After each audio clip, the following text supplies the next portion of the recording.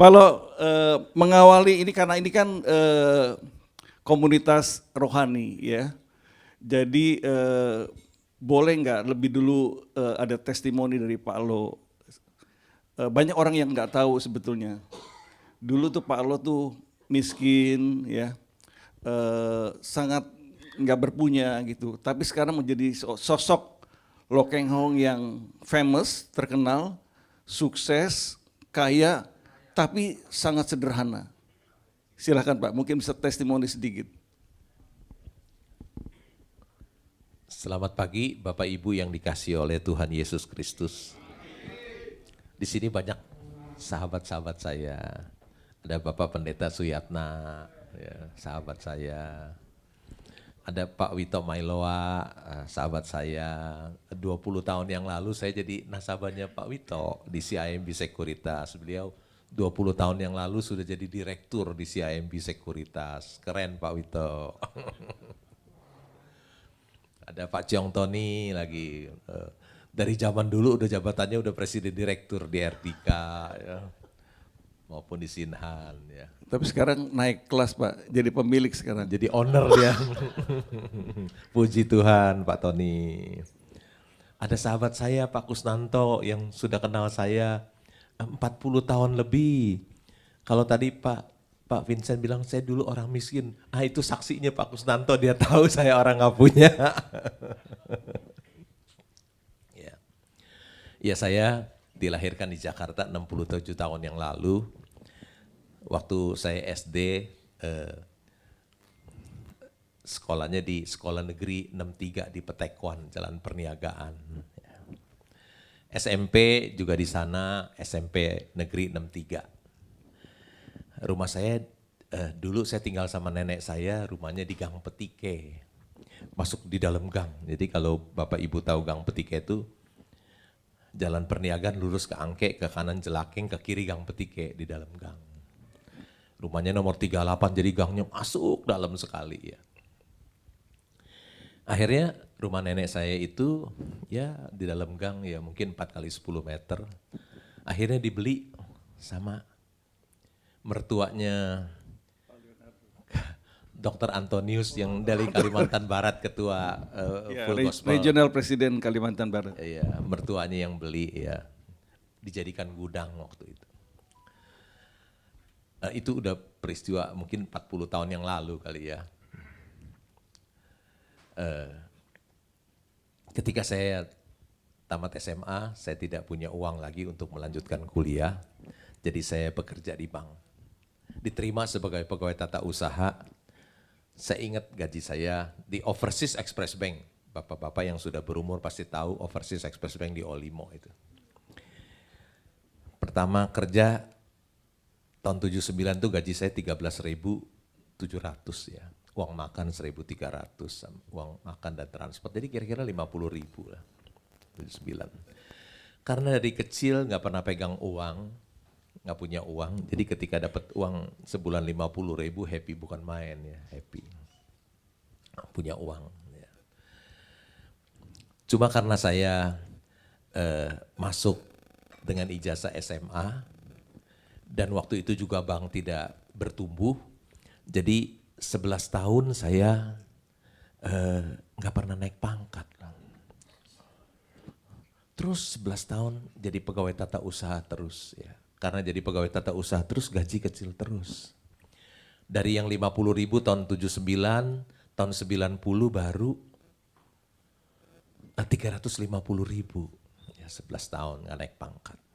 Beda dengan Pak Wito, muda-muda udah direktur. Pak Ciong Tony dari zaman dulu jabatannya presdir terus. Pak Vincent juga direktur. Saya prajurit terus.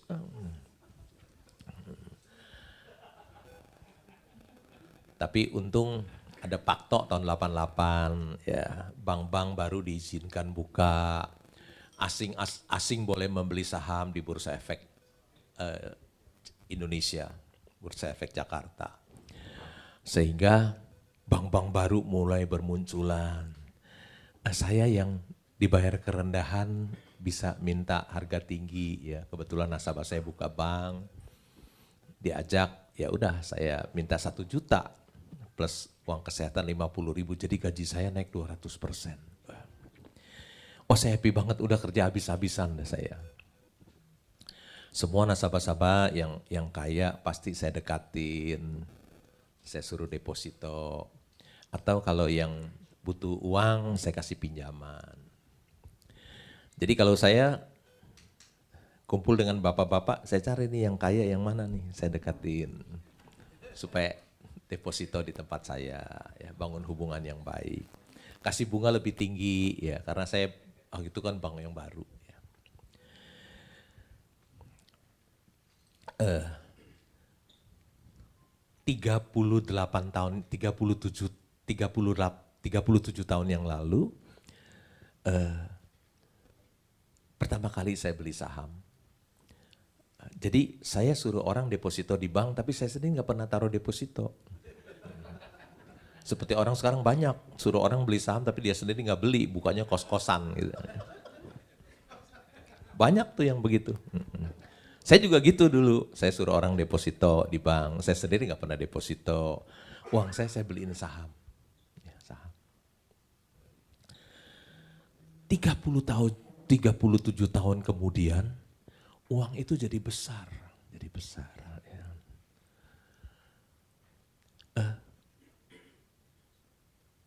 Saya dulu klerk di bank. Ya. Nggak seperti Pak Wito, Pak Ciong, Pak ini semua jabatannya direktur. Saya nggak seumur hidup nggak pernah jadi direktur. Jadi prajurit terus. Tapi Tuhan berkati saya dengan luar biasa, dengan ajaib. Kita berikan tepuk tangan dong untuk Tuhan yang luar biasa. Kalau Bapak buka website Bank Danamon, ada nama saya di situ, pemegang saham terbesar nomor 5. Nggak pernah jadi direktur, jadi clerk, tapi sekarang jadi pemegang saham di situ. Kalau Bapak buka websitenya Bank CIMB, ada nama saya di situ, tercantum sebagai pemegang saham nomor 6. Kalau Bapak buka websitenya Bank OCBC, ada nama saya di situ sebagai pemegang saham nomor 8. Bukan hanya itu saja, tapi juga masih banyak lagi. Ada di pabrik ban terbesar di Asia Tenggara, juga nama saya nomor 3 pemegang saham di sana. Ada tambang batu bara, coal mining contractor juga nomor 2 di situ terbesar. Ada kebun sawit juga saya, ya. Luasnya 285.000 hektar sebagai pemegang saham terbesar nomor 2. Ajaib ya, berkat Tuhan dalam hidup saya. Nggak pernah tanam loh sawit saya. Nggak tahu tanamnya gimana, tiba-tiba jadi pemegang saham terbesar nomor 2. Kebun sawit seluas 285.000 hektar. Sebesar 4 kali negara Singapura. Ya. Itulah dulu saya orang tidak punya. Kemudian Tuhan berkati saya dengan ajaib. Begitu besar berkat Tuhan dalam hidup saya. Sampai seperti sekarang ini ya. Apa yang tidak pernah saya pikirkan, gak pernah saya berpikir saya bisa seperti sekarang itu. Tapi itu Tuhan berikan bagi saya ya. Sangat ajaib berkat Tuhan bagi saya. Saya juga ingat di dalam Alkitab ada Daud. Sebelum dia jadi raja, dia adalah seorang gembala domba di hutan. Ya. Tiba-tiba Tuhan kasih kejutan, ya, diangkat jadi raja. Begitu juga dengan Yusuf. Dia dahulu sebelum jadi Perdana Menteri di Mesir, dia adalah seorang narapidana. Ya. Begitu keluar dari penjara langsung jadi Perdana Menteri di Mesir, ya, untuk agar Mesir keluar dari krisis 7 tahun kekeringan di sana. Kalau Tuhan sudah mengangkat Daud, mengangkat Yusuf, Tuhan juga bisa mengangkat Bapak Ibu sekalian. Luar biasa. Tidak ada yang mustahil bagi Tuhan.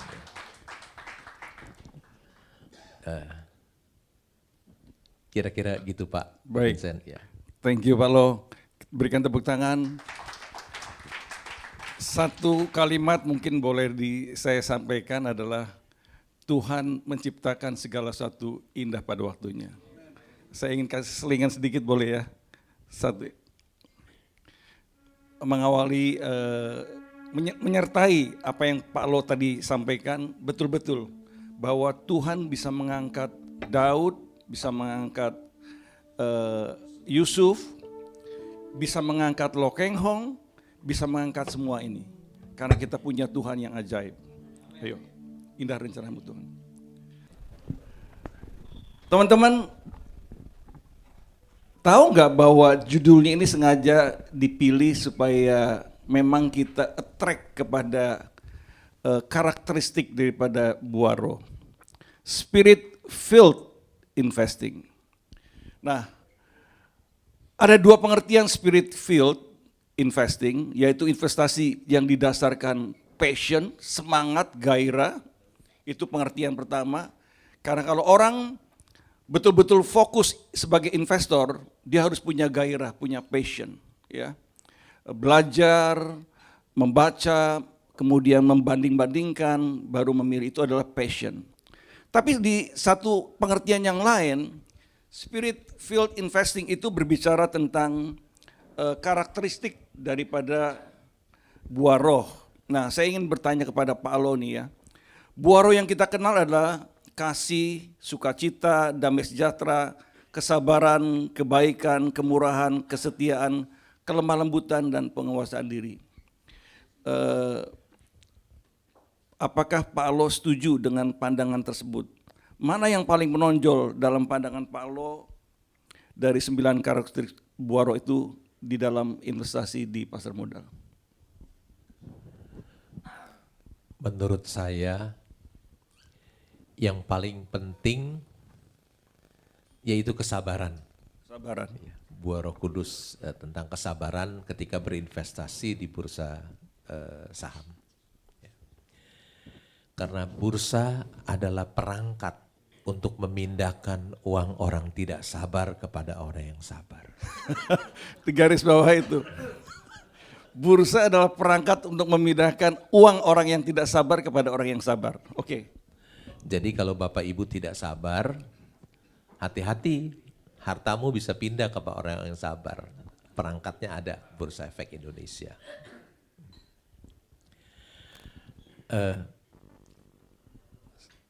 Sabar itu adalah buah Roh Kudus ya. Ujiannya itu setiap hari, kesabaran kita diuji setiap hari ya. Ujiannya juga mendadak ya. Tetapi investor yang lulus ujian dia akan memperoleh cuan yang besar. Kesabaran juga sangat penting dalam kehidupan kita sehari-hari. Orang yang dapat sabar menahan amarah, dia akan terhindar dari banyaknya penyesalan. Orang yang sabar, dia bisa mengatasi semua masalah. Kasih itu sabar. Begitu Pak Bisa. Luar biasa. Setiap kali Pak Lo ngomong tuh berisi bernas gitu ya, luar biasa. Kita berikan tepuk tangan untuk beliau. Pak Lo ada satu quotation yang sangat terkenal di dunia capital market, saya sependapat dengan apa yang tadi Pak Lo katakan. Dari seorang katakan orang yang sangat dihargai, dihormati oleh Warren Buffett, Pak, yang bernama Charlie Munger. Ya. Beliau berkata begini, the big money is not from buying and selling, but in the waiting. Jadi uang besar itu bukan dari jual dan beli, tapi dari penantian, yaitu yang Pak Lo ngomong tadi, kesabaran. Mungkin bisa sedikit cerita bagaimana Pak, contoh misalnya di dunia nyata, untuk saham tertentu atau mungkin Pak Lo sendiri menanti begitu lama sabar dan kemudian berbuah yang luar biasa. Kalau kita beli dan simpan wonderful company, kita akan kaya. Tapi kalau kita trading, sekuritas kita yang akan kaya.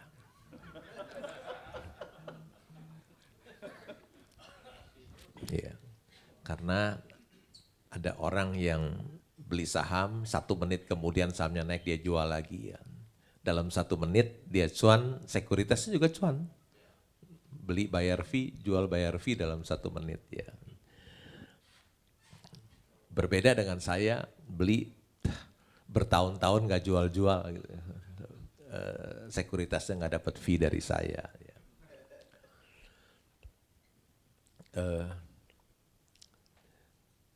Orang yang trading itu kan gak bisa dapat big money, dapat uang besar nggak bisa. Kan selisih 1 menit itu kan dapatnya juga uang kecil.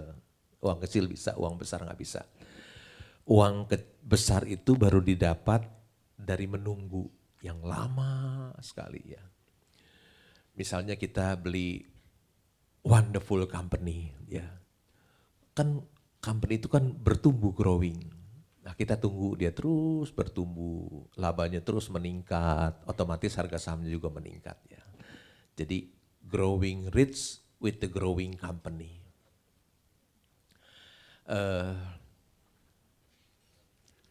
Mau ngomong apa? Lupa saya. Terus misalnya saya beli Mercy harga bajai. Kan untuk si bajai ini kembali jadi Mercy perlu waktu, it takes time, perlu waktu menunggu ya. Bisa cepat, bisa lambat, kita sih maunya cepat, tapi kalau lambat ya kita terus menunggu.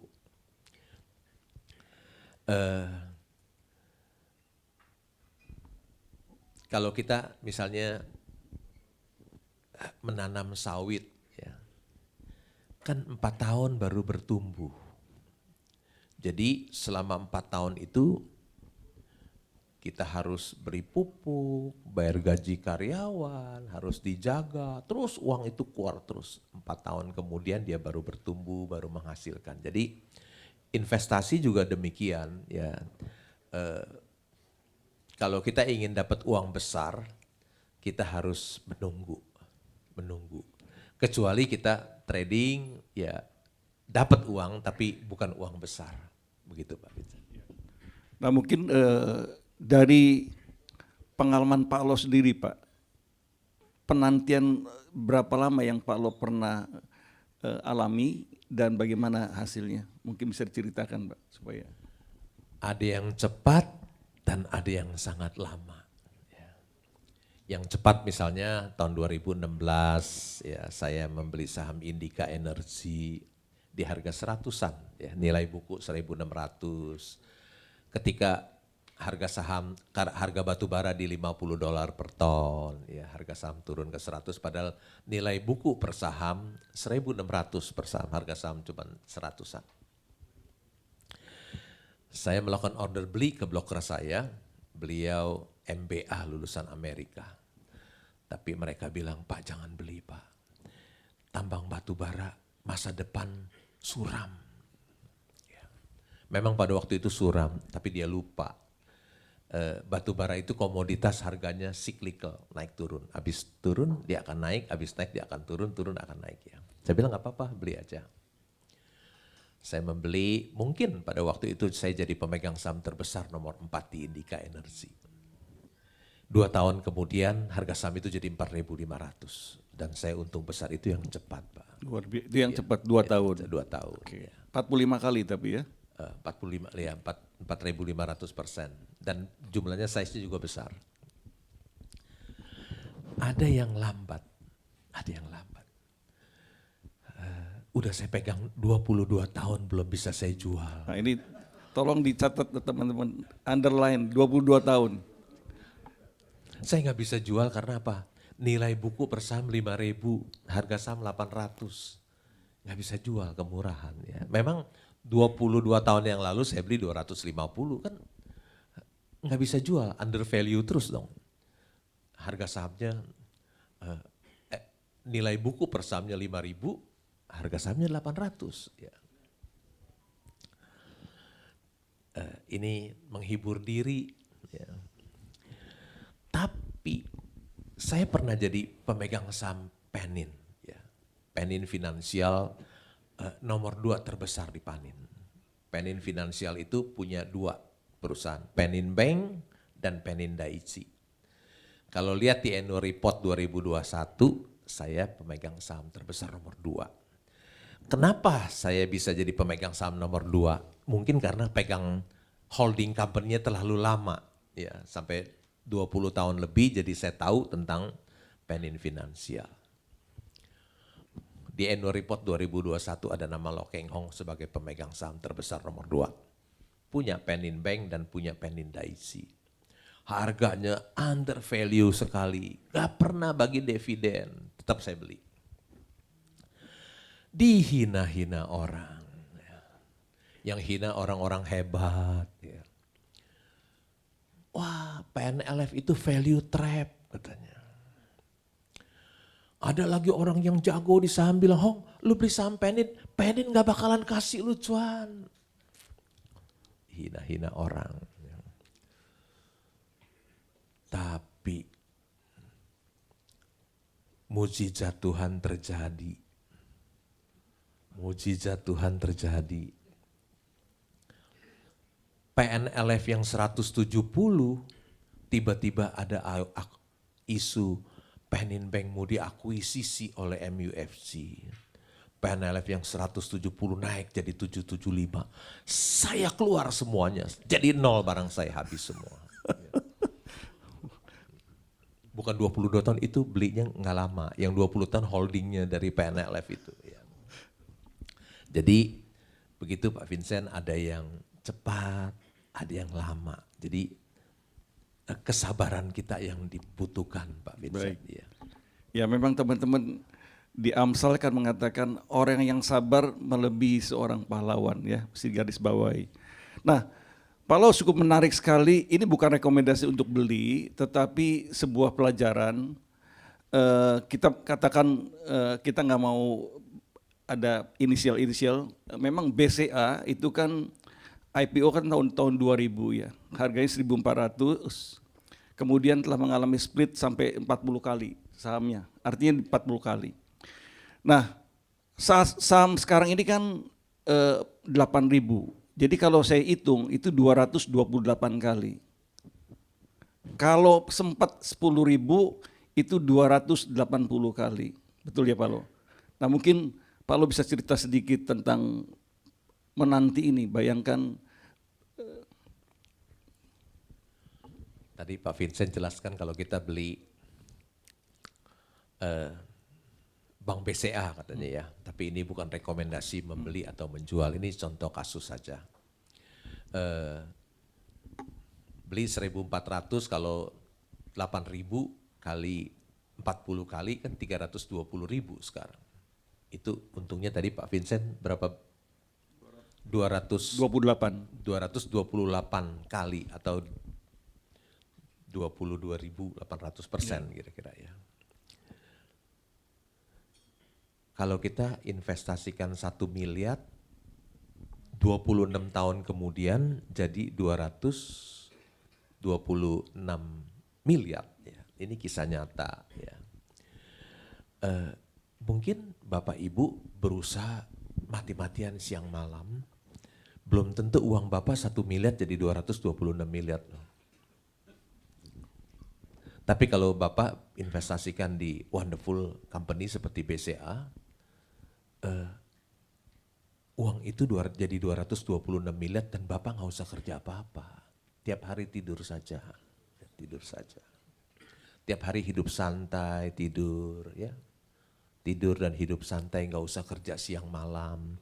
Hasilnya bisa lebih besar dari Bapak usaha banting tulang siang malam. Bapak udah businessman semua ya. Bapak kerja dari pagi sampai malam. Belum tentu uang Bapak 26 tahun yang lalu, tahun 2000 1 miliar, sekarang jadi 226 miliar, belum tentu. Coba kalau Bapak bisnis di situ kan lebih enak. Ya. Ini perusahaan sangat bagus, bukan rekomendasi membeli, saya nggak punya saham BCA. Tapi teman-temannya BCA saya punya. Ya. Big Bang yang lain saya punya ya karena valuasinya lebih murah. Ya. Tapi ini perusahaan paling bagus. Ya. Saya suka bank. Ya. Jadi Big Bang yang lain saya punya. Dan jumlahnya besar. Saya pernah kerja di bank 17 tahun meskipun clerk. Ya. Bapak Ibu taruh uang di tabungan, mungkin bunganya 0,1% setahun. Kalau Bapak Ibu banknya lepas kredit 10%, artinya gross marginnya 10.000% loh bang. Coba Bapak, Ibu yang di sini berbisnis, ada nggak cuan 10.000% gross margin? Nggak bakalan ada. Bahkan saya lihat perusahaan-perusahaan yang penjualannya di atas 10 triliun, net profit marginnya di bawah 1%. Saya nggak enak sebut namanya.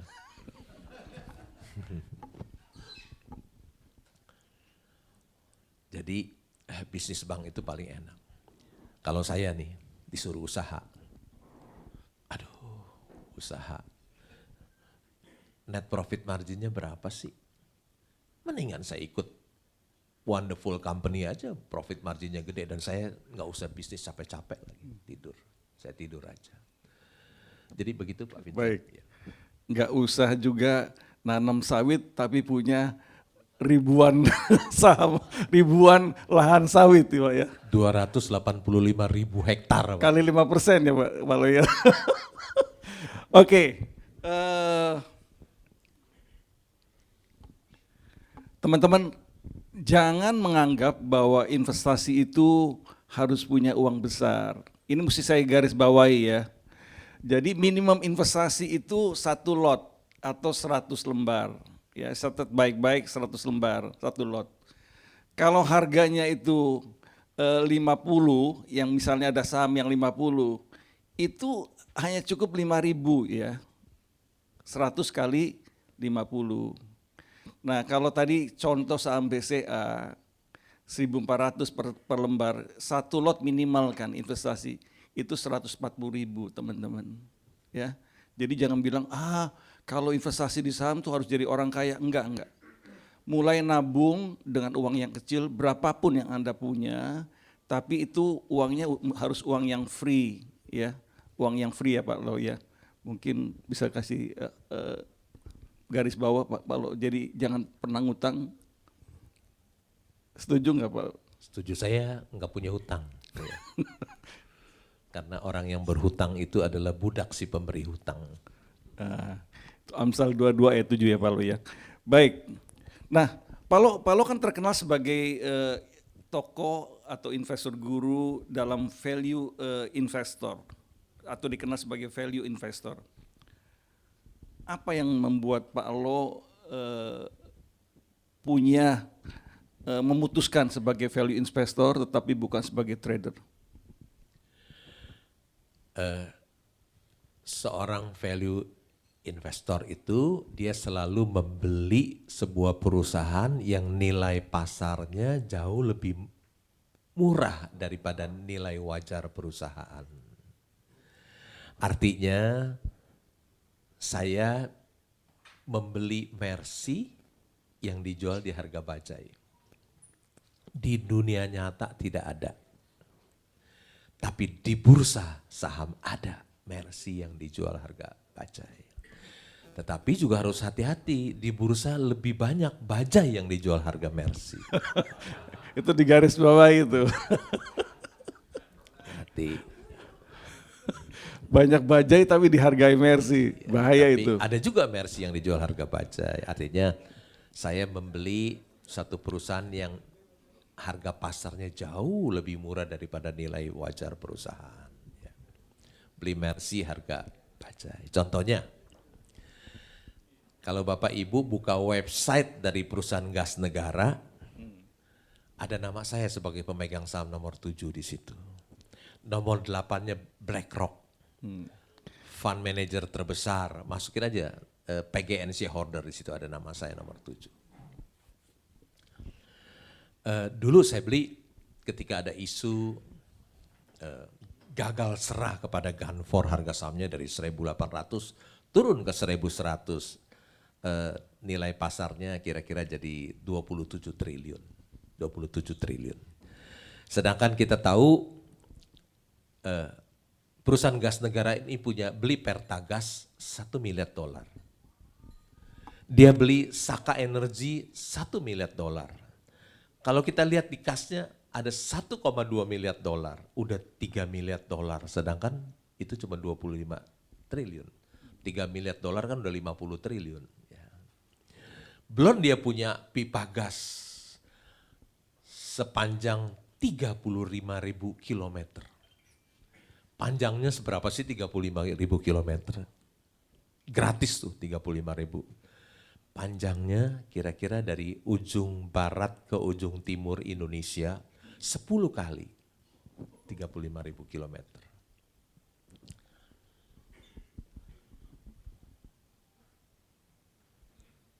Perusahaan gas negara ada bangun pipa 1.000 kilometer dari Gresik ke Singapura, Gresik ke Duri, ke Sumatera Utara. Itu Gresik itu dekat Jambi kalau tidak salah ya. Dari Gresik, dari migasnya Medco mengalir ke Singapura, ada yang mengalir ke Sumatera Utara, ke Duri. Pipanya panjangnya 1.000 kilometer, itu investasinya $1 miliar. Apalagi yang 35.000. Jadi saya membelinya.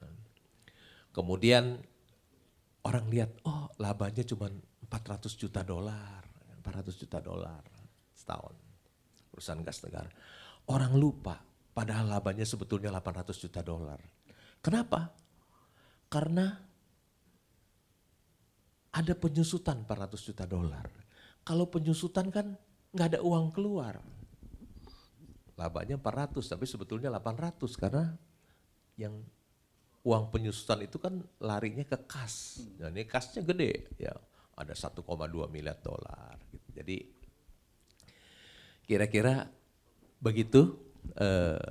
Sebagai seorang value investor selalu saya membeli Mercy yang dijual harga bajai. Jadi aman buat saya, investasi saya aman. Resikonya rendah, ya ada margin of safety yang besar. Begitu Pak Vincent. Thank you Pak Lo. Catat baik-baik teman-teman, Mercy harga bajai, tapi jangan dibalik ya, bajai harga Mercy. Nah Pak Lo ini juga seorang yang giver, pemberi, dan beliau telah melanglang buana dari Sabang sampai Merauke, memberikan penataran, seminar, ya, dan beliau bukan seorang yang pelit, tapi orang yang membagi ilmunya. Dan sejauh yang saya kenal dengan beliau itu orang yang sangat lurus, ya, nggak mau neko-neko. Pokoknya sih kalau perusahaan bagus tapi manajemennya juga nggak bagus, dia nggak mau. Nah, Pak Lo cukup menarik sekali tadi Pak Lo bicara soal valuasi. Apa saja sih Pak Lo selain daripada valuasi Mercy harga bajai yang merupakan considerance ataupun pertimbangan dari Pak Lo dalam memilih sebuah saham? Mungkin bisa diceritakan. Ya, selain valuasi murah, juga yang harus kita lihat adalah si pengendali perusahaan, pemegang saham mayoritas perusahaan, direksi dan komisaris.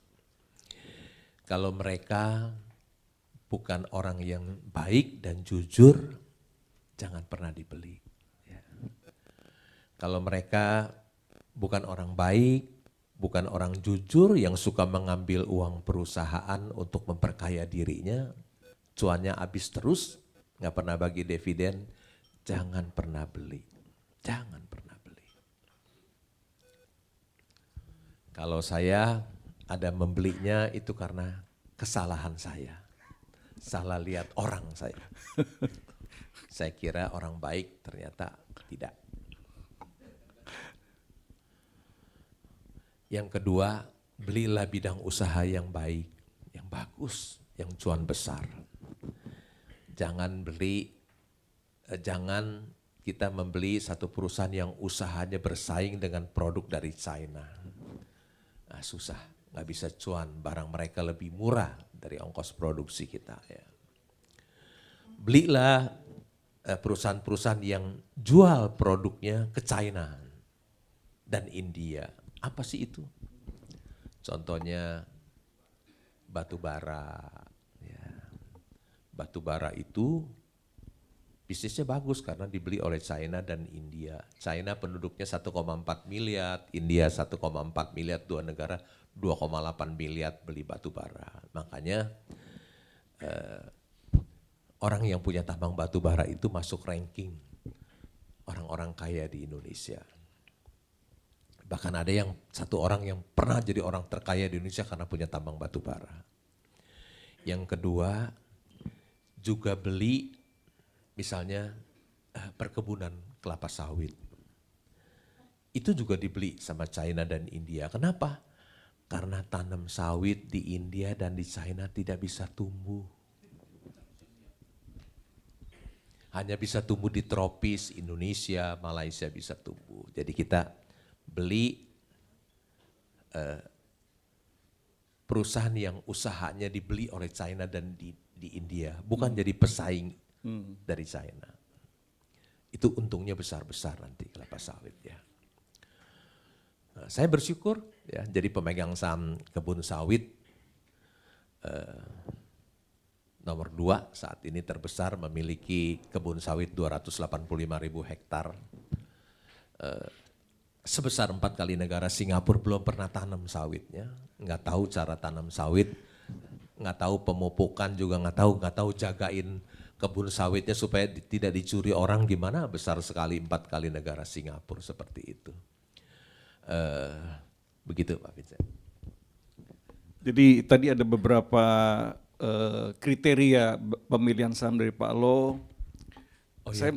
Saya kurang baru satu ya tadi usaha beli yang cuannya besar, cuan kecil jangan dilihat ya buat apa. Yang berikutnya bertumbuh ya.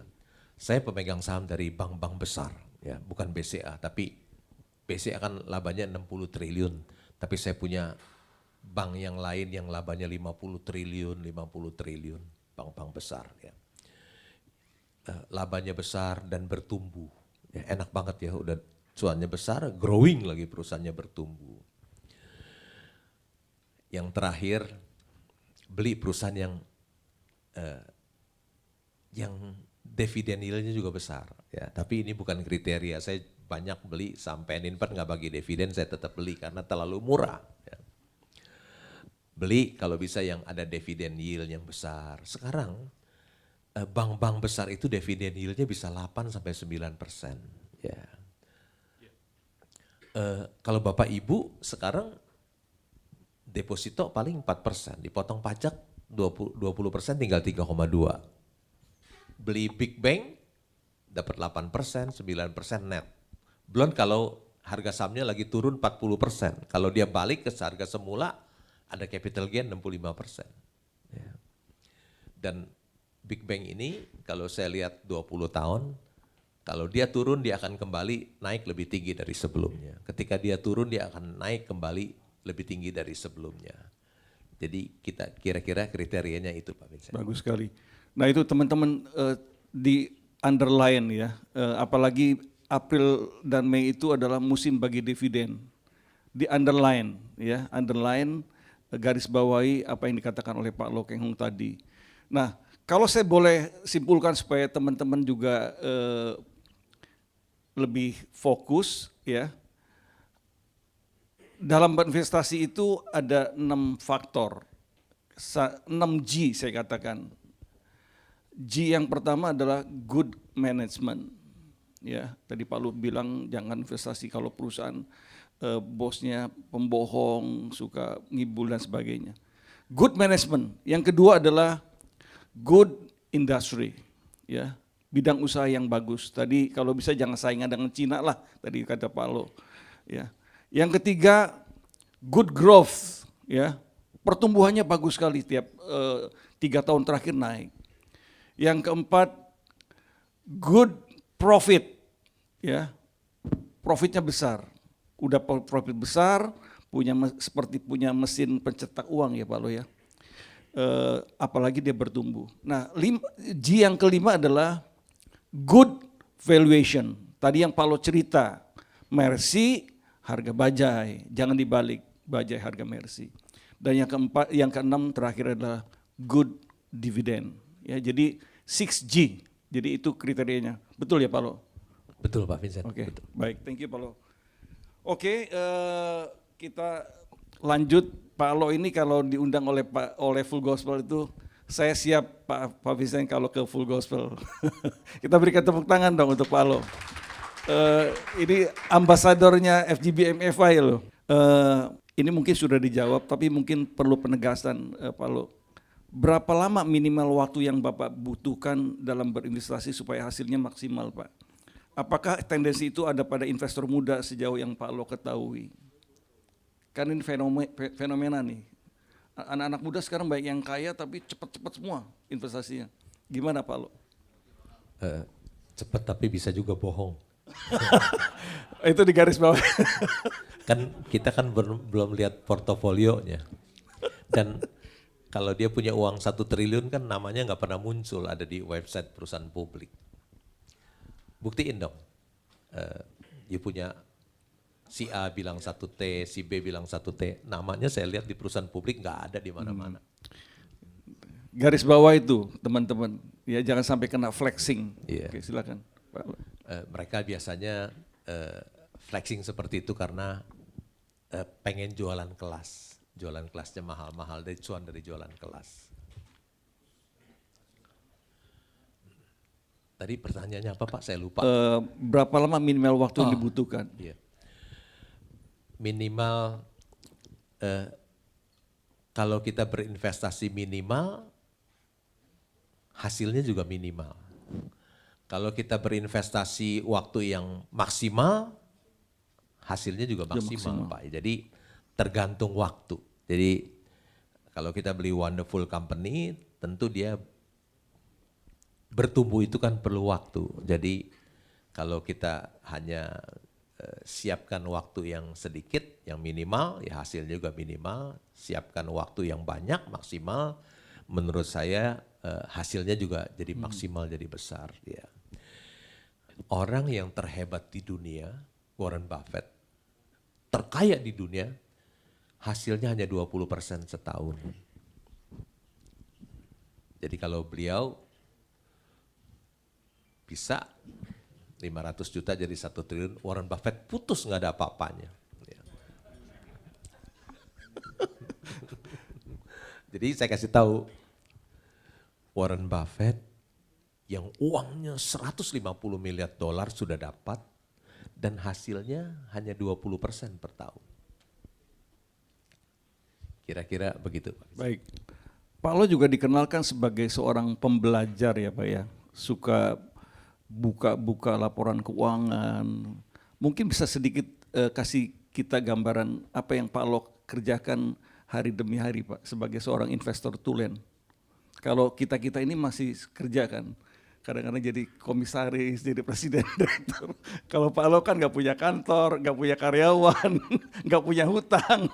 Nah, boleh cerita sedikit sebagai pembelajar gimana, khususnya bagi kita yang mau investasi ini.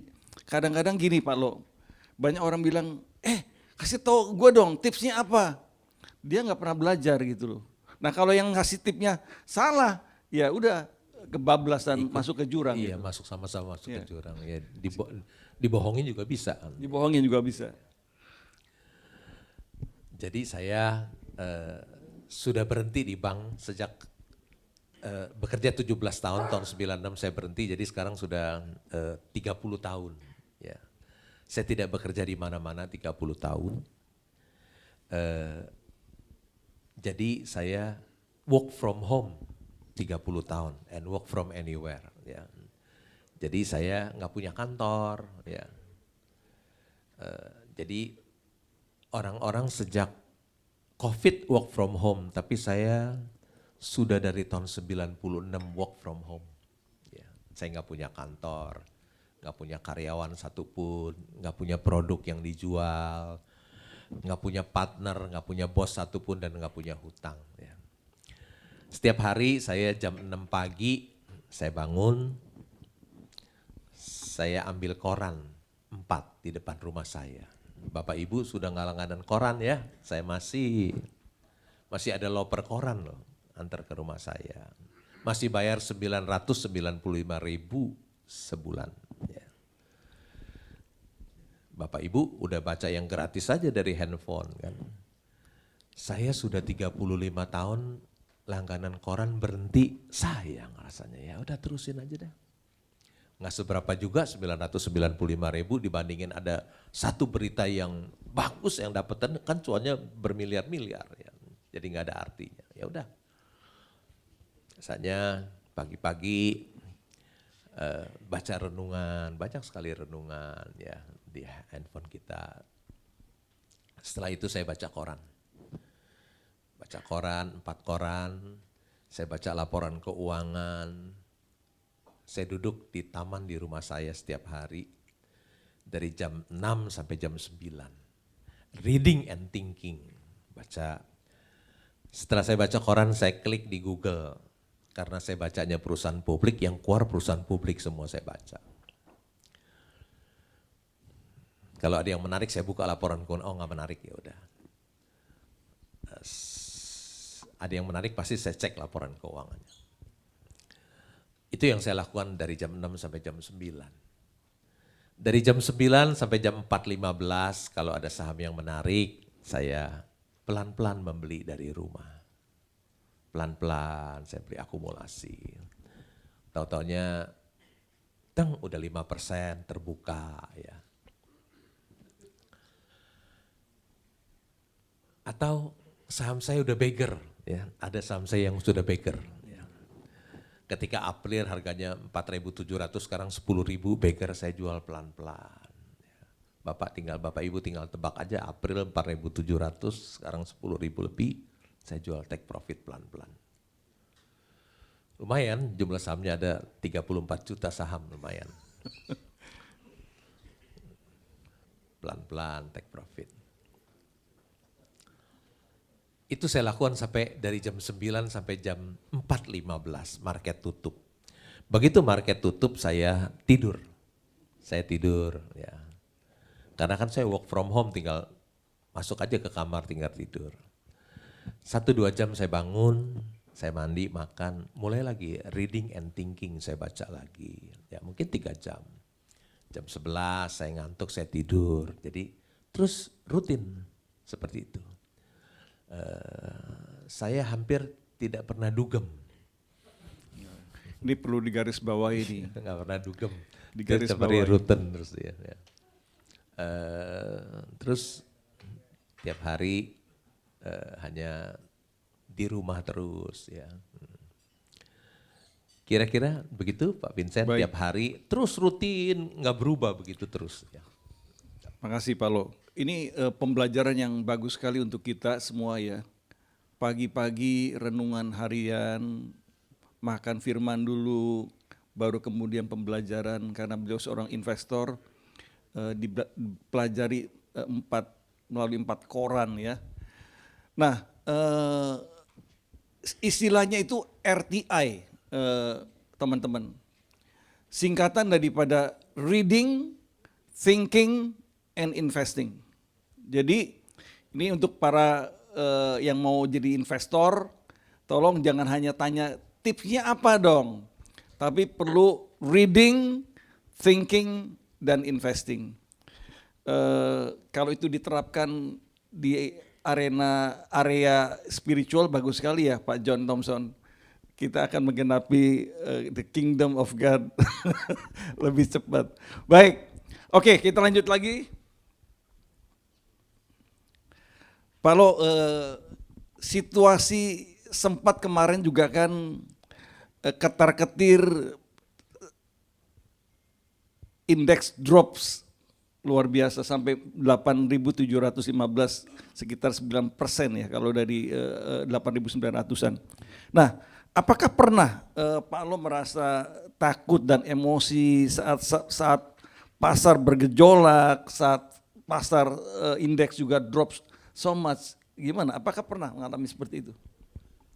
Ketika pasar jatuh, ketika yang lain stres, saya happy Pak. Oke. Saya happy bisa itu kesempatan emas bagi saya untuk membeli wonderful company di harga diskon. Ya, diskon. Ya, tentu saya ada wonderful company, harga turun, kasih diskon besar, tentu buat saya happy Pak. Saya akumulasi beli, terus beli. Dikasih barang bagus, harga murah, tentu saya beli. Saya happy. Tetapi ketika market naik seperti sekarang all time high, saya juga happy Pak, tambah kaya Pak. Iya.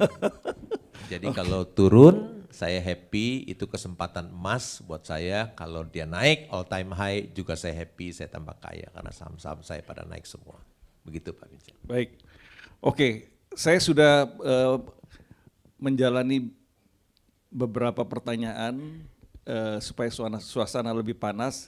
Saya sekarang mau lempar ke floor, ya. Siapa yang mau bertanya, ya? Kalau nggak ada yang bertanya lagi, saya akan bertanya terus, ya. Silakan. Kita harus terima kasih kepada Pak Lo untuk acara kali ini. Dia bilang mau sampai jam 11 pun oke lah, gitu. Kita berikan tepuk tangan lu. Ini kalau Pak Lo di luar itu mahalnya luar biasa loh. Untuk full gospel ini kadang-kadang aduh gimana ya. Dikasih yang mercy maunya bajai mulu lo gitu loh. Oke, silakan Pak Kus. Pak Kusnanto, silakan. Halo. Nama pekerjaan apa supaya tahu? Ya, Berdiri Pak. Ini Hopeng berat. Pak Keng Hong, thank you. Bro Keng Hong atas sharingnya. Dari pertama sampai terakhir you cerita selalu yang enak-enak semua. Ya. Yang positif, yang profit, yang cuan besar, cuan kecil nggak ada. Tetapi di antara kita ini semua ada pemain-pemain yang trading yang pas pis Pak. Maksud saya, yang setahu saya di pasaran itu yang main saham trading itu yang cuan tuh cuma 20% sampai 25%. Yang tadi Pak Bro Keng Hong bilang, yang orang yang sabar, duitnya pindah ke orang yang sabar.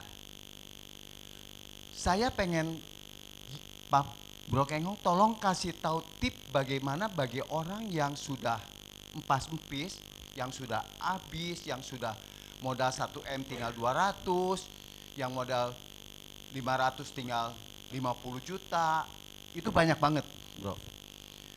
Bagaimana menghadapi orang-orang yang begini, kasih tips pada mereka supaya sabarnya sampai di mana. Bro Keng Hong bisa sabar karena tahu duitnya udah banyak. Bahkan saya Kusnanto mau tanya, waktu pas you 40 tahun yang lalu beli saham pas waktu orang taruh deposito di bank, you cuma taruh beli saham dari 50. Itu how come? Sedangkan you aja income-nya cuma 1 juta, 2 juta atau 10 juta, tapi bisa beli saham. Bagaimana bisa membaginya itu? Itu udah apa? Kisi-kisinya aja. Jadi intinya tuh bagi orang yang sudah merasa loss, sudah kurang lebih 70-80. Kalau pemain saham yang 80 cuan ya, yang 20% yang rugi ya, nggak mungkin kan bisa pindah. Nah, itu intinya itu. Coba Pak Bro Keng Hong tolong kasih kisi bagaimana bagi orang yang sedang bergelut di bidang ini. Thank you Pak Kusnanto. Terima kasih Pak Kusnanto, sahabat saya sudah 40 tahun lebih, yang dia sangat tahu waktu saya masih kere, ya masih kere. Tahu saya masih kere dulu ya, karena Pak Kusnanto dulu satu gereja dengan saya, ya. Jadi dia paham sekali tentang saya. Pak, IHSG kita all time high loh, tapi 80% orang rugi itu tragedi loh Pak. Harusnya kan all time high kan cuan semua ya, rugi ya. Ya tetap harus berubah, harus mengikuti tadi kriteria membeli saham saya seperti itu. Ikuti saja apa yang saya lakukan. Tadi Pak Kusnanto bingung juga dulu Lokengong. Aduh, kere ya gimana? Bisa jadi kaya seperti sekarang. Gimana Tuhan berkati dia? Ya. Pak,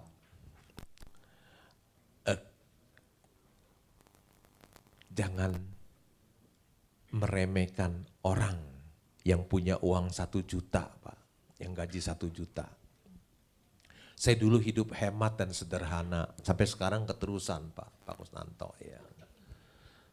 Sehingga hemat dan sederhana sehingga saya punya uang sisa, uang banyak untuk saya belikan saham.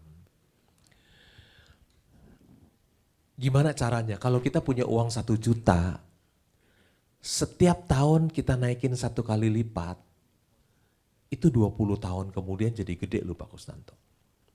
Contoh ya, tahun pertama 1 juta jadi 2 juta, tahun ketiga jadi 4 juta, tahun keempat jadi 8 juta, jadi 16 juta tahun kelima, tahun ke-6 32, tahun ke-7 64, tahun ke-8 128, tahun ke-9 256, tahun ke-10 kira-kira 1 miliar ya. 1 juta kalau kita bisa naikin 1 kali lipat jadi 1 miliar 10 tahun, tambah nolnya 3. Kalau 1 miliar kita terus kita compounding, 10 tahun kemudian tambah lagi 0,3 lupa. 1 juta itu 20 tahun kemudian dia jadi punya uang 1 triliun Pak Kusnanto. Karena compounding ya. Saya pun sekarang masih melakukan compounding.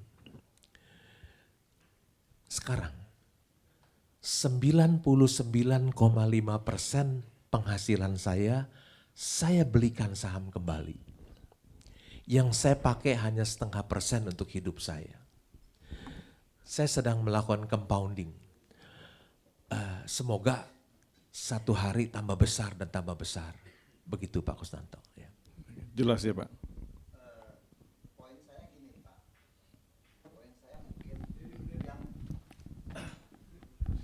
Poin saya intinya yang bagi pemain yang sudah lagi yang 80% itu Pak, yang mereka pikir aduh main saham kok gua rugi. Bahkan saya punya kesaksian teman saya dokter di insurance di Manulife. Bukan dokter Heri. Saya nggak sebutin namanya.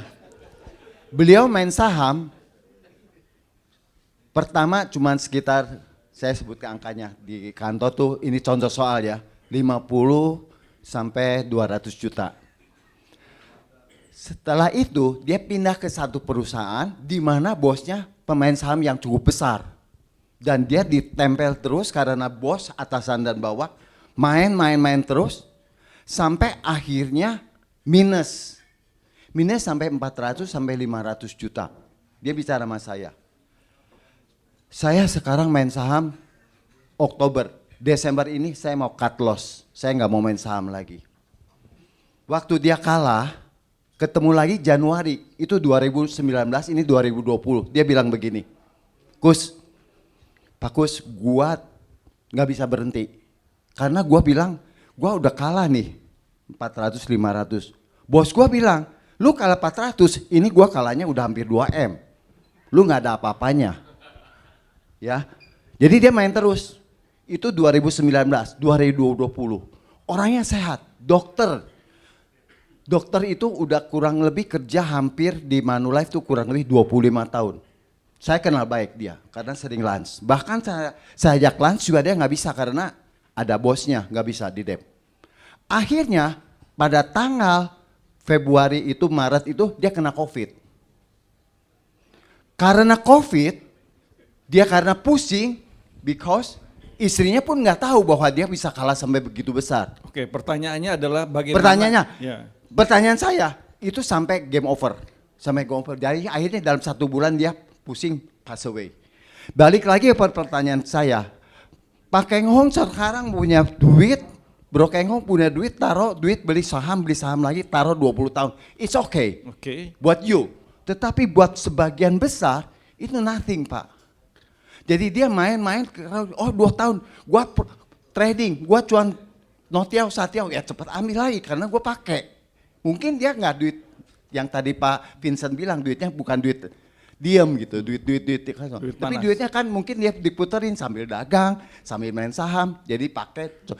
Gua di dagang lagi kurang bagus nih bisnis, ambil lagi saham, ini cuan dikit, ambil gitu. Itu yang maksud saya. Bagaimana how come untuk mengatasi bahwa kalau main saham, punya cepet jangan dimainin lebih kurang atau gimana. Ada orang ngomong begitu. Gitu. Itu maksud saya, Pak. Ya. Paham ya, Pak? Oke, thank you. Ya. Kalau yang rugi-rugi itu menurut saya karena dia tidak tahu apa yang dia beli. Dia beli kucing dalam karung. Dia beli bajai yang dijual harga Mercy sehingga rugi terus. Beda dengan saya tahu apa yang saya beli Mercy harga bajai tentu susah rugi. Bisa cuan susah rugi. Kalau orang yang beli bajai harga Mercy, susah cuan kemungkinan besar rugi. Jadi dia tidak tahu apa yang dia beli, kesalahan dia. Tuhan itu Maha Pengampun, Pak Kusnanto. Tapi bursa saham tidak kenal belas kasihan. Di garis bawah itu. Bursa tidak pernah memberi ampun kepada orang yang tidak tahu apa yang dia beli. Iya,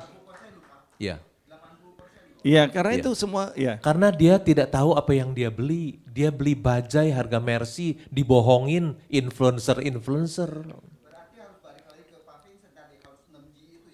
Betul sekali, iya kembali harus. Kalau begitu buat apa saya tiap hari dari pagi jam 6 sampai malam saya membaca reading and thinking. Buat apa? Itulah kunci keberhasilannya, Pak. 1 dari 10 juta, Pak, yang begitu. Hah? 1 dari berapa puluh juta? Enggak, kita kan mau cari bagaimana investasi yang benar ya, Pak Kusnanto. Oke, cukup jelas ya. Tuhan itu Maha Pengampun, tapi bursa saham tidak kenal ampun. Nah, ada satu quotation yang bagus sekali, kalau nggak salah Charlie Munger yang ngomong.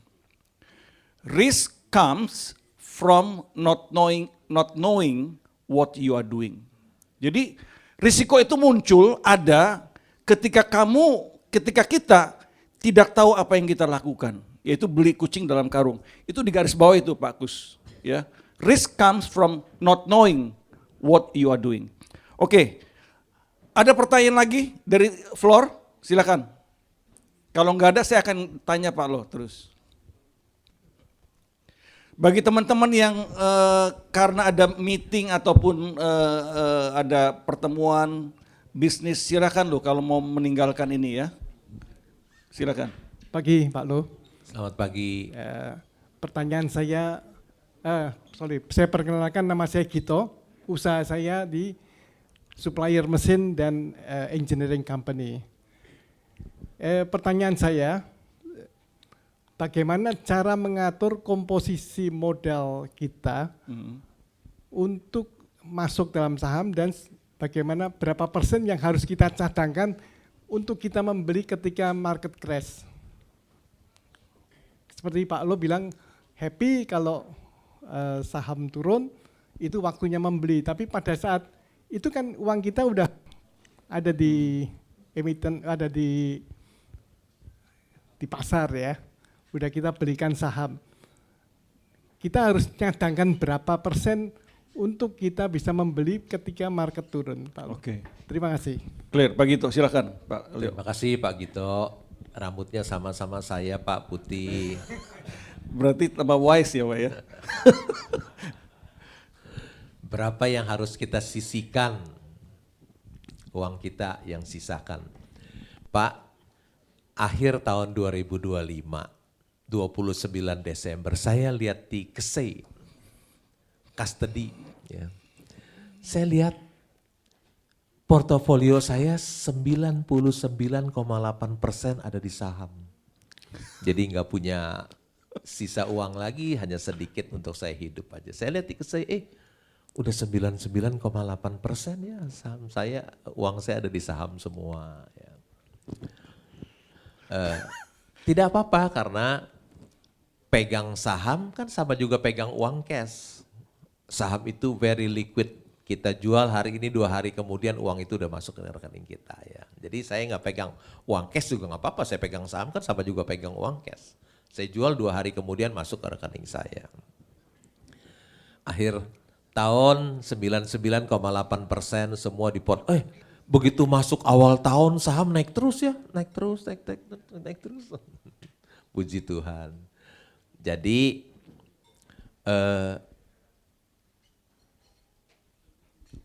kalau saya lihat ada saham-saham murah, saya nggak sisain uang saya masukin semuanya. Sisain aja 100 juta buat saya hidup. Karena saya pegang cash juga sama juga dengan pegang uang. Pegang saham sama juga dengan pegang uang cash. Tapi tentu saja perusahaan itu harus perusahaan yang wonderful company yang harganya lagi diskon, dorong semua. Begitu Pak Gito ya, terima kasih ya. Jelas Pak Gito ya, clear. Jadi pilih dulu sahamnya Pak. Kalau wonderful company sorong aja katanya Pak, kata Pak Lo. All in. Tapi jangan sampai untuk keluar biaya sehari-hari nggak ada loh ya. Oke, next question ada dari floor. Silakan. Selamat pagi Pak Lo. Selamat pagi Pak. Terima kasih Pak, ini pertama kali tanya sama Pak Lo. Nama? Saya Ricky Pak dari chapter CP-nya broker properti dari Kelapa Gading. Waduh, Iya. broker properti. Hebat, dari Kelapa Gading jauh ke sini karena ada Iya, Lokeng Hong. iya, Oke, iya. silakan. Oke, Pak, Pak Ricky. tadi Pak Lo ceritakan tamatan SMA ya Pak, terus sekolah kerja gitu. Boleh tahu waktu itu Bapak belajar menganalisa laporan keuangan bagaimana, terus nomor 1, nomor 2 ya Bapak udah ceritain itu invest terus uangnya. Ketika ya kadang kan kita manusia Pak, ketika sahamnya itu turun, Bapak kan uangnya 90% lebih di saham. Tapi waktu itu kalau sekarang oke lah ya karena udah cuan banyak. Waktu itu kalau pas lagi Bapak waktu kerja sahamnya turun, itu deg-degan nggak Pak? kalau lagi saham turun deg-degan, waduh. Nah sudah itu boleh kasih sedikit bocoran Pak, yang beca itu yang mana? Terima kasih Pak. Oke. Biasanya kalau kita deg-degan, artinya kita tidak tahu apa yang kita beli sehingga deg-degan. Tapi kalau kita tahu apa yang kita beli, kita punya Mercy yang sekarang harganya bajai, tentu kita tidak deg-degan apapun yang terjadi. Ya. Soal pembelajaran itu Pak, ditanya. Ya. Baca laporan keuangan itu kapan Bapak ngertinya gimana gitu loh. Apa yang di SMA tapi Dulu tamatan SMA kan Pak, maksudnya di sekolah waktu di SMA udah belajar baca laporan keuangan. Gitu. Tidak, saya dulu SMA-nya IPA. Nah sama. Ya, IPA. Belajarnya Iya nggak ngerti kan Pak laporan. integral, diferensial ya. Sebetulnya waktu saya kerja, saya punya uang, saya kuliah lagi di universitas yang tidak punya kampus karena murah. Saya dulu kuliah di satu universitas swasta yang tidak punya kampus, sekarang harus punya kampus. Dulu nggak punya kampus nggak apa-apa. Jadi universitas itu ngontrak di depan rumah sakit Cipto di PSKD. Saya salah, saya kerja di bank harusnya masuk fakultas ekonomi ya, saya salah. Saya masuk fakultas sastra loh. Saya sastrawan ya. Saya diwisuda oleh pujangga baru Sutendak Deli Siabana. Ya. Betul, betul Pak, ya. Masalahnya saya sastrawan yang berpantun Pak Vincent terus. Saya nggak pernah berpantun. Harusnya yang berpantun saya sastrawan, ya kan. Malah yang berpantun Pak Vincent terus, saya nggak pernah berpantun, ya. Pak, baca laporan keuangan itu mudah. Yang susah bikin laporan keuangan itu susah dan saya nggak bakalan bisa. Tapi kalau baca gampang, perusahaan gas negara labanya berapa sih? Lihat aja, penjualannya berapa sih? Laba usahanya berapa? Net profit marginnya berapa? Return on equity-nya berapa? Earning per share-nya berapa? Price earning ratio-nya berapa? Utangnya berapa? Nilai buku per sahamnya berapa? Price to book-nya berapa kali? Utangnya dalam dolar atau rupiah? Kasnya ada berapa banyak sih? Tinggal baca doang. Di kasnya ada berapa? Oh, ada 1,2 miliar dolar ya. Bagaimana dengan piutangnya, masuk akal nggak? Inventorinya, uang muka. Biasanya inventory banyak yang nggak masuk akal. Itu titik 3 rawan tuh. Perusahaan-perusahaan yang orang tidak baik dan tidak jujur biasanya bodong tuh. Piutang bodong, inventory bodong, uang muka udah pasti bodong. Ya. Di write off semuanya nantinya. Jadi Pak, bikin laporan keuangan pasti nggak bisa. Susah.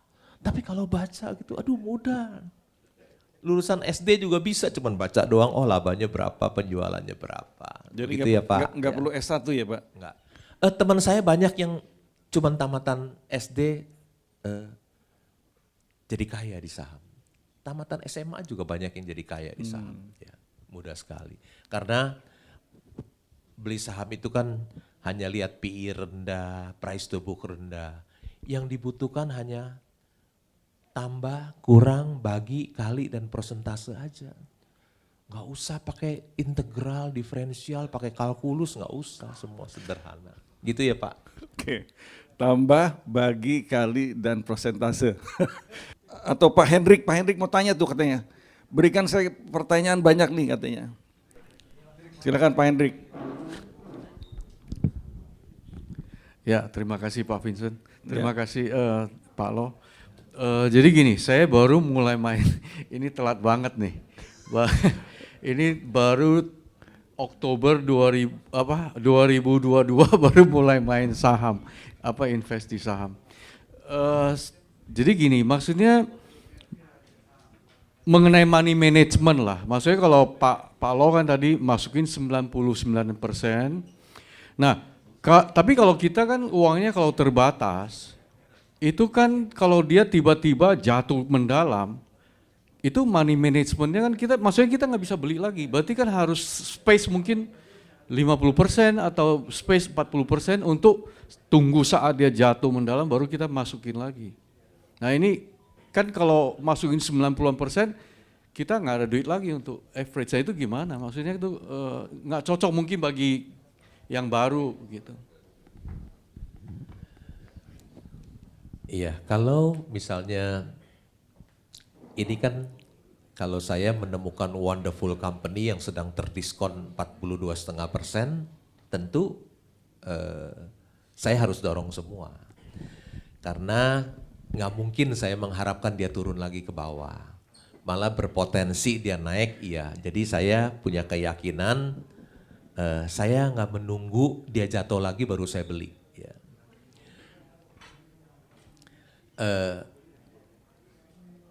Orang-orang mengajarkan diversifikasi, mengajarkan money management, saya nggak pakai itu semua. Nggak pakai money management apa. Masa kalau kita punya ketemu Mercy yang dijual harga bajai, beli sedikit aja pakai money management, diversifikasi buat beli yang lain aja, tunggu dia lebih rendah lagi kan nggak mungkin. Apalagi kalau kita ketemu berlian yang dijual harga kerikil, oh beli sedikit aja, 10% aja. Sorong Saya aja ya? nggak peduli money management, nggak peduli diversifikasi, dorong semua. Tahun 98, uang saya 100% di saham dan sahamnya satu macam. Nggak diversifikasi. Saya beli di United Tractor. Kenapa saya beli? Harga saham 250, laba usaha per sahamnya 7.600. Artinya apa? Usahanya 10 tahun baru break even? Enggak, 2 minggu break even. Masa beli sedikit? Enggak. Sorong semua ya Pak? Enggak ada tuh money management, lupakan semua, buang money management, diversifikasi, buang semua. Ya.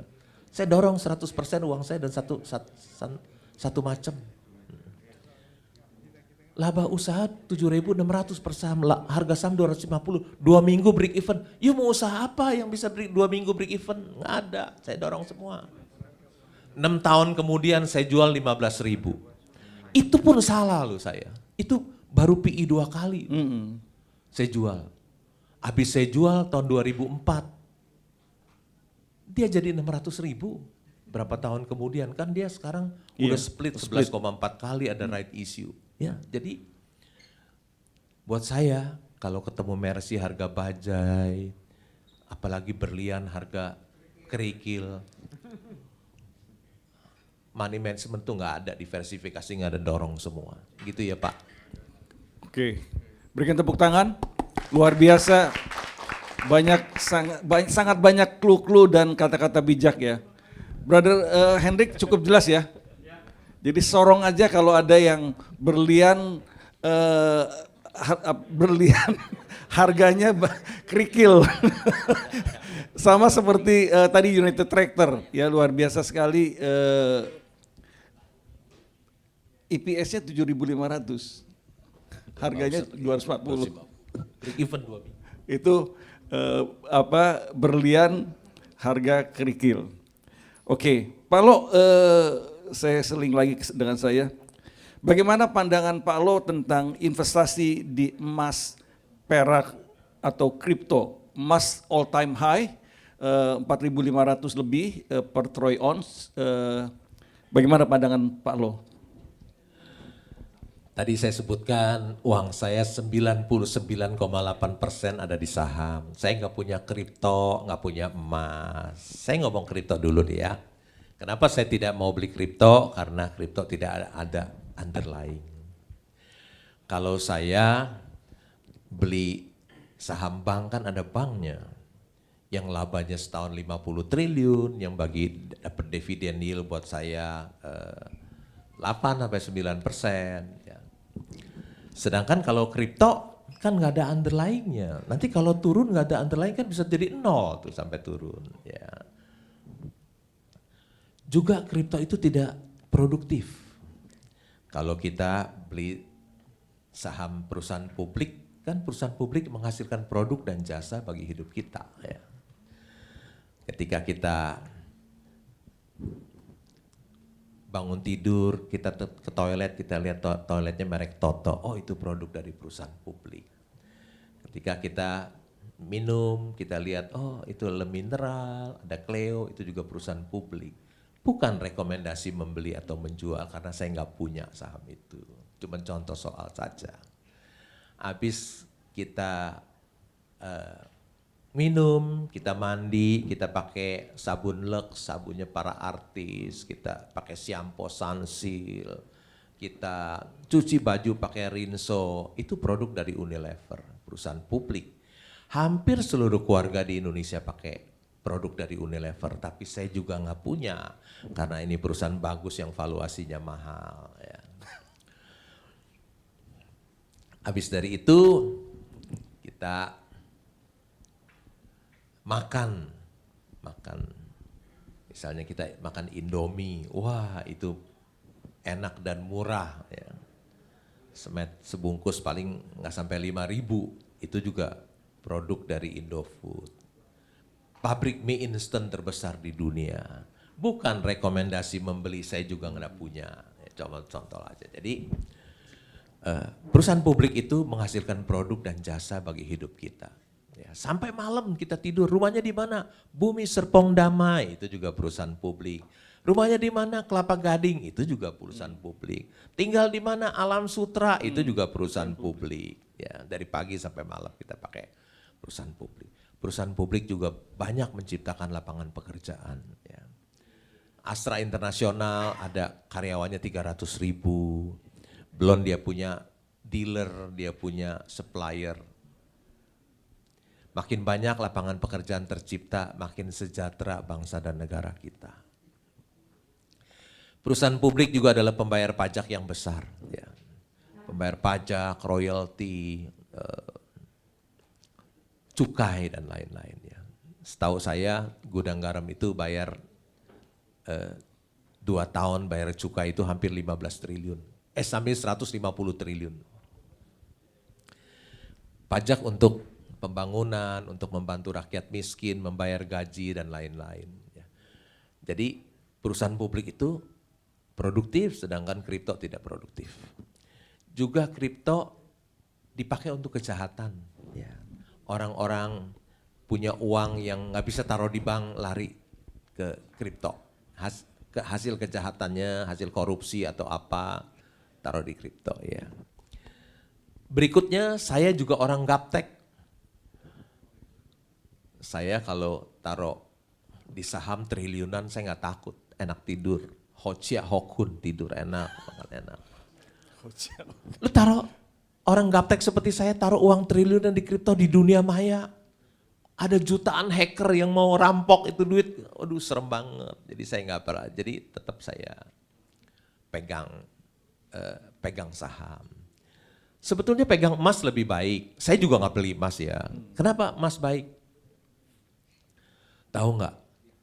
Kalau Bapak Ibu baca dari Kejadian, dari peradaban manusia yang pertama, Abraham itu disebut dia kaya, punya banyak ternak, perak dan emas. Wih, ajaib ya kok zaman peradaban manusia yang pertama Abraham udah pegang emas ya.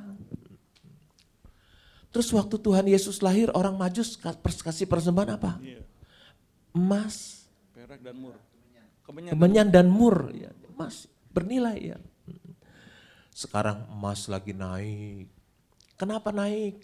Saya menduga ya. Emas kenapa naik? Karena Donald Trump sembarangan ngomong. Jadi emas naik. Kenapa dia salah ngomong apa sih? Dia bilang gini, China punya uang taruh di treasury bill surat utang negara Amerika 2 triliun dolar. Donald Trump ngomong begini, uang China nggak usah dibayar katanya. Takut dong pemerintah China. Dijualin surat utangnya. Pemerintah Amerika treasury bill dijualin terus. Terus uangnya lari kemana? Dibeliin emas sama pemerintah China jadi naik gitu.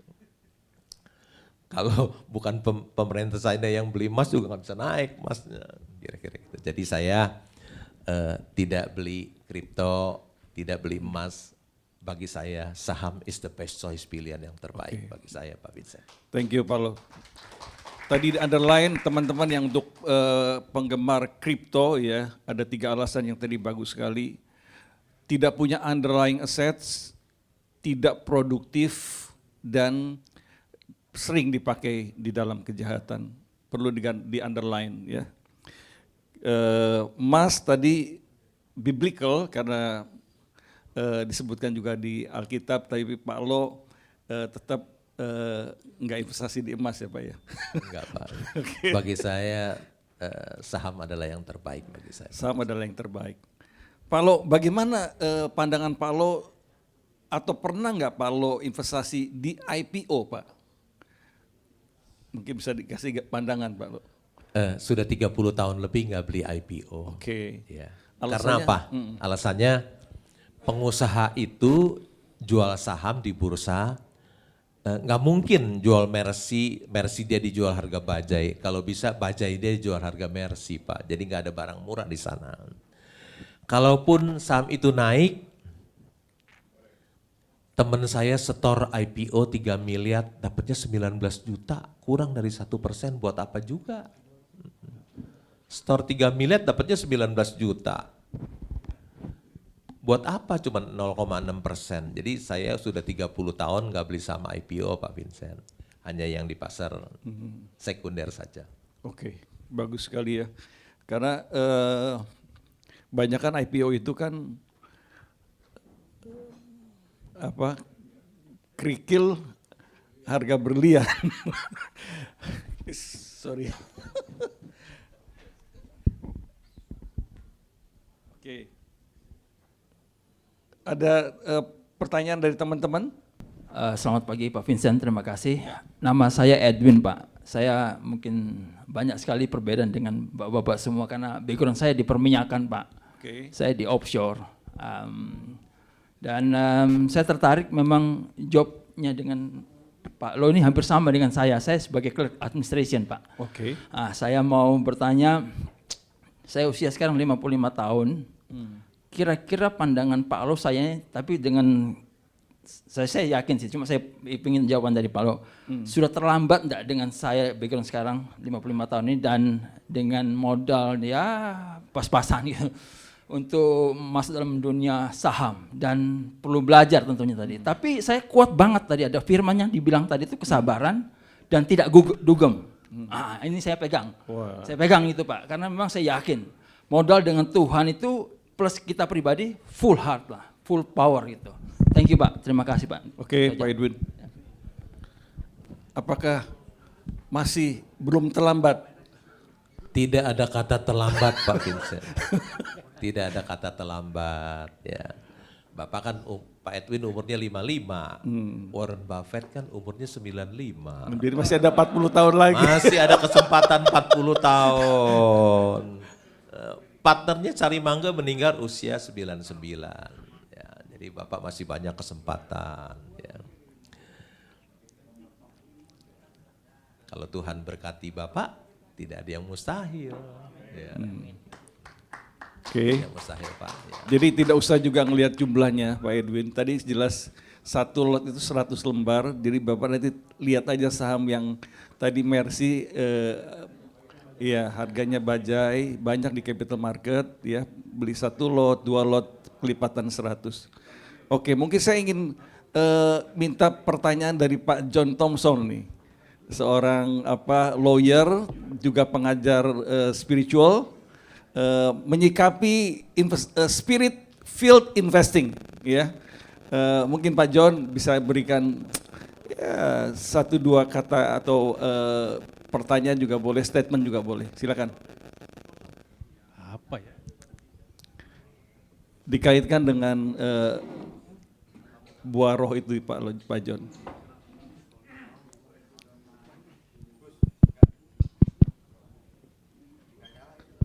Pak John ini backgroundnya lawyer Pak, di Full Gospel sebagai Deputy National Teaching and Training. Saya deputinya Pak Vincent, Pak Lo. Saya nggak tahu, saya nggak ada uang untuk diinvestasikan nih. Tapi kemarin saya dibukakan satu rekening untuk investasi Pak, oleh seseorang. Saya nggak tahu nanti Tuhan mau kerjakan apa, tapi memang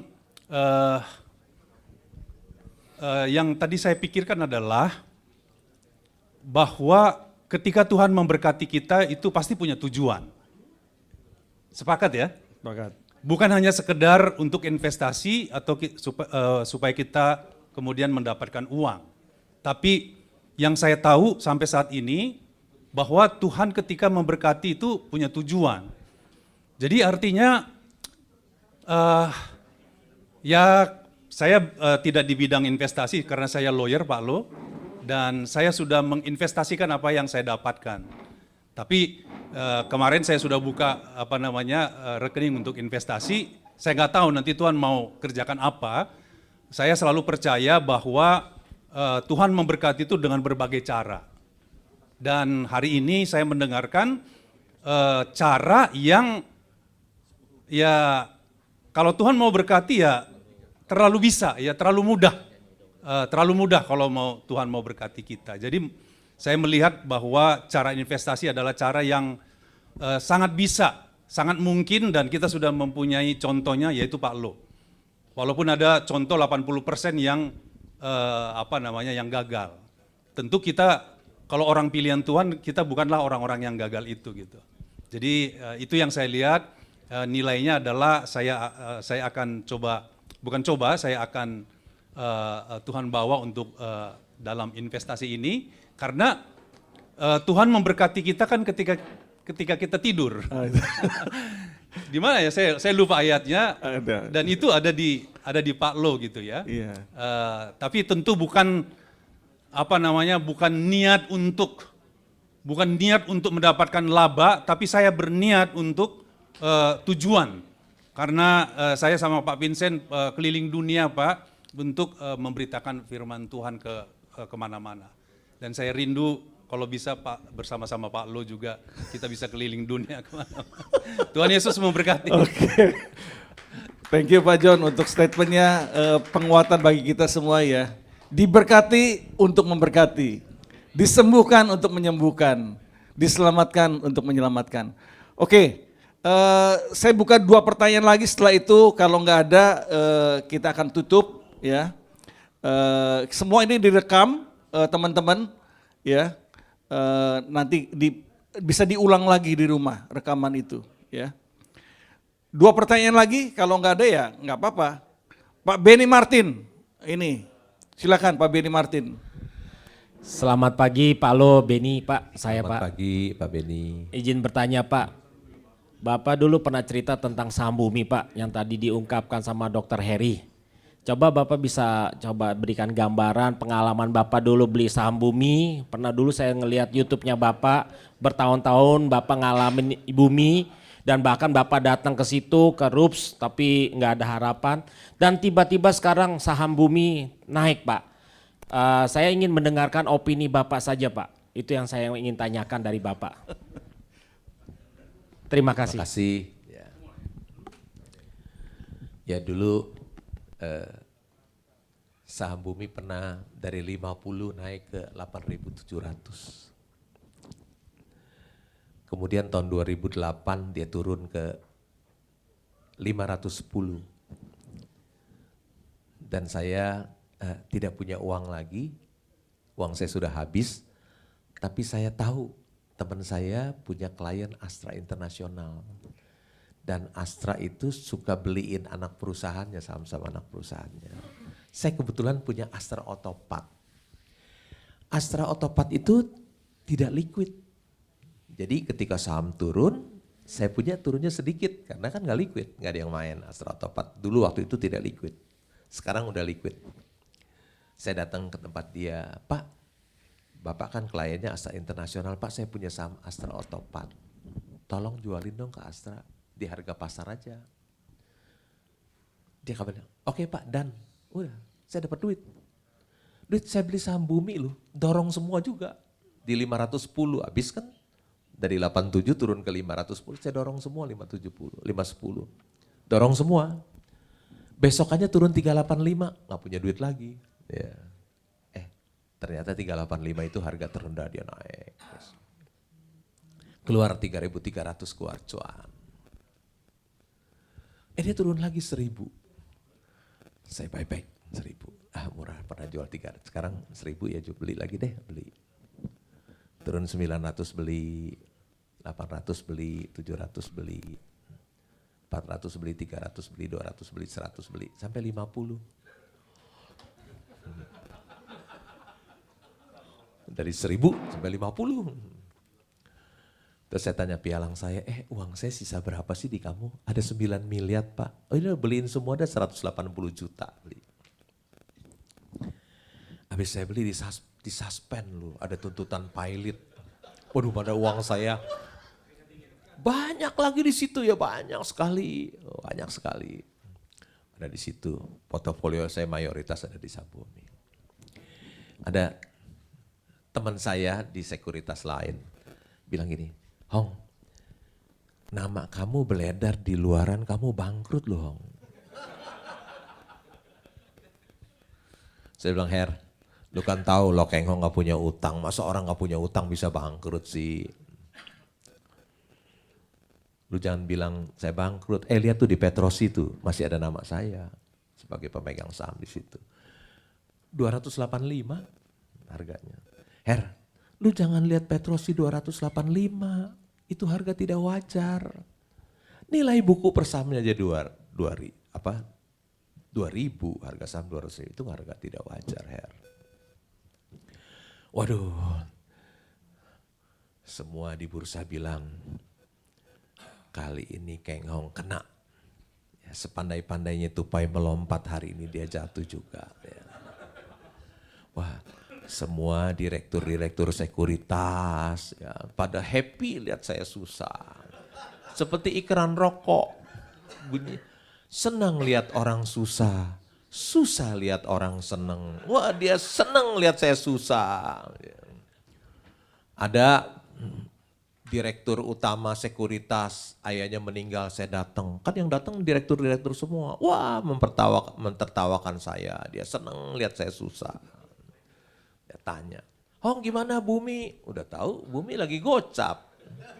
Ada tuntutan pilot, tanya Bumi ke saya. Saya jawab pakai bahasa Inggris. Saya bilang, the game is not over yet. Permainan belum selesai. Datang lagi. Hong gimana saham Bumi Hong? Saya jawab pakai bahasa Mandarin. Hayu siwang.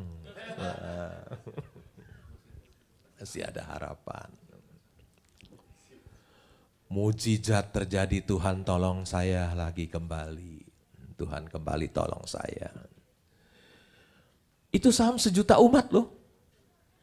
Tuntutan pilot di sidang di Bungur, yang datang cuma 1 umat, saya doang. Sisanya penuh pengacara, kreditur semuanya, pengacara semua. Investor cuma 1 di situ. Terjadi mujizat, harga saham gocap. Kreditur harus konversi utangnya di 926. Wih, nikmat bener, harga saham gocap dia konversi utangnya 926. 20 kali ya, hampir. Kalau you nggak setuju, pilot, you nggak dapat apa-apa. Terpaksa dia setujuin semuanya. Pengacara tuh galak-galak. Saya liatin di ruang sidang itu semua penuh pengacara, diem, semua aja diem. Selesai sidang, saya tanya pengacaranya Bumi, Pak Haji Wijaya, pengacara kepailitan. Pak, kalau nggak pilot berapa persen sih Pak? Kalau saya ngomong 100%, nanti saya tak kabur lagi. Udah 98% dah nggak pilot. Oh, ada hiburan. Nggak pilot berarti kan masih hidup lagi. Betul, begitu voting 98%.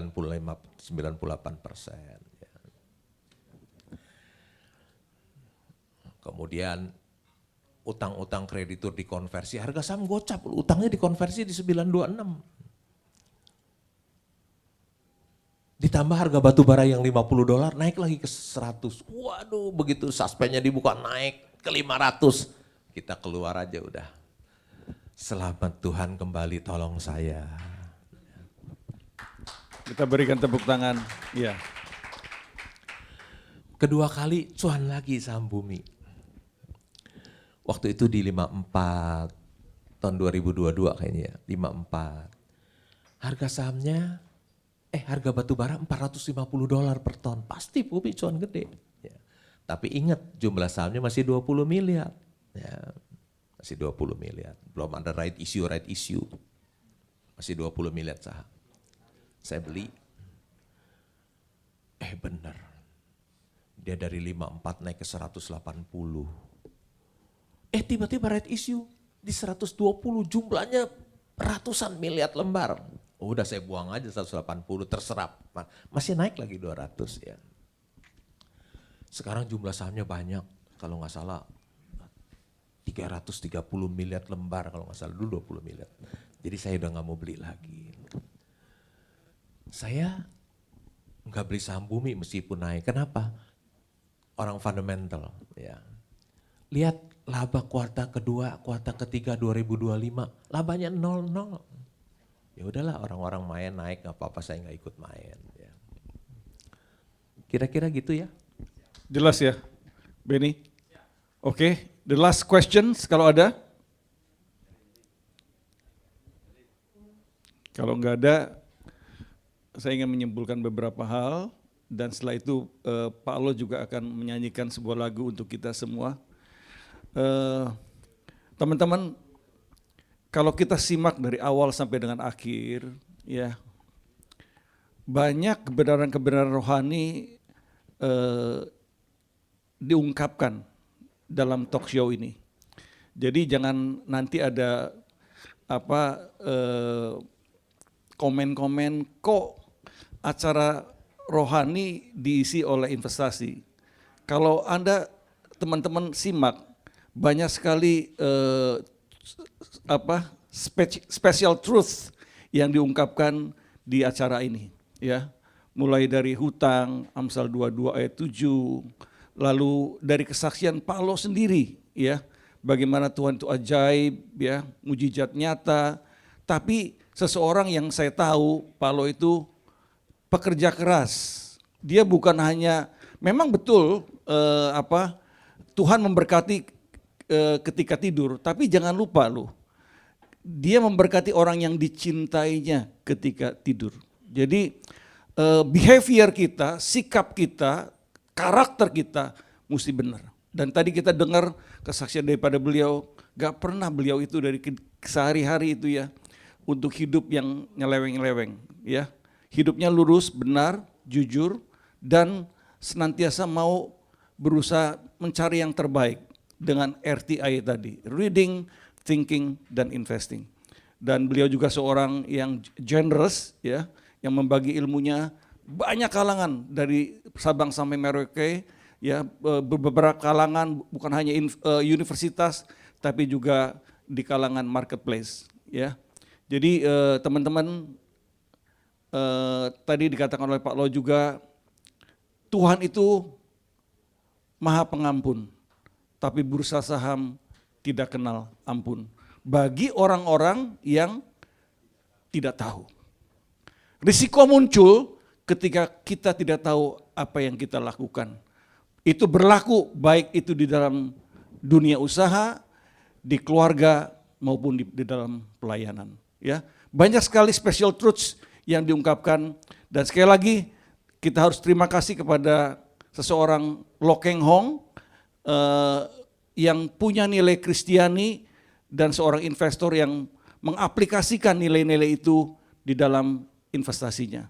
Kita berikan aplaus yang luar biasa. Sekali lagi Pak Lo, terima kasih atas nama FGBMFI khusus Tawang Chapter. Saya selaku host ingin mengucapkan terima kasih yang tak berhingga kepada Pak Lo untuk sharing kontribusi pada pagi hari ini. Saya ingin bikin pantun penutup untuk Pak Lo. Ini pantunnya untuk pantun Pak Lo nih, Pak Lo. Tapi berkenaan dengan apa yang disampaikan tadi, bahwa nomor satu itu kan tadi Pak Lo katakan, cari perusahaan yang benar, ya, bukan perusahaan yang pembohong. Nah, saya akan bikin pantun, namanya pantun Lo Keng Hong. Punya sahabat namanya Lo Keng Hong. Cakep. Orangnya pintar, sederhana, dan matang. Jangan investasi saham di perusahaan pembohong. Itu kunci sukses di masa mendatang. Oke, silakan Pak Lo. Kita berdoa dulu ya. Ya Pak Lo akan nyanyi ya. Saya minta Dr. Heri sebagai chapter presiden untuk berdoa untuk apa yang kita peroleh dan doa penutup.